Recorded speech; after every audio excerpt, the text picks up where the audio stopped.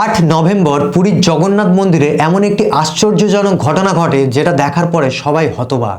আসলে 8 বছরের একটি বাচ্চা 10 দিন ধরে কোমাতে ছিল এবং ভেন্টিলেশনে থাকাকালীন তার শরীরের পরিস্থিতি দেখে ডাক্তাররা জানিয়ে দেয় তাকে বাঁচানো ডাক্তারদের পক্ষে প্রায় অসম্ভব। কিন্তু মানুষের যখন সব আশা শেষ হয়ে যায়, তার জীবনের শেষ আশা থাকে ভগবানের ওপরে।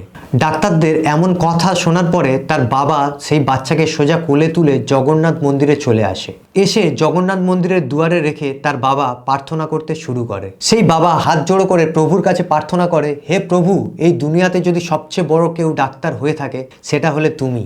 আমি তোমাকে প্রচণ্ড বিশ্বাস করি। এবং পুরোহিত যখন চরণামৃত এনে সেই বাচ্চার গায়েতে ছেটায়, তারপরে সেই বাচ্চা হঠাৎ করে নড়ে চড়ে ওঠে এবং সেই বাচ্চা মাথা নাড়াতে থাকে। এমনটা দেখার পরে সেই বাচ্চার বাবা প্রভু জগন্নাথের সামনে কেঁদে ফেলে। এই কারণেই হয়তো বলা হয় পুরীর জগন্নাথ মন্দিরে যমরাজও আসতে ভয় পায়। এই মন্দিরে তার অনুমতি ছাড়া কেউ প্রবেশও করতে পারে না এবং তার অনুমতি ছাড়া কেউ বাইরেও যেতে পারে না। তিনিই হলেন সর্বশক্তিমান, তিনিই হলেন সব। যদি ভিডিওটি ভালো লেগে থাকে তাহলে সাবস্ক্রাইব করে দেবেন এবং লাইক করে কমেন্টে লিখে দেবেন জয় জগন্নাথ।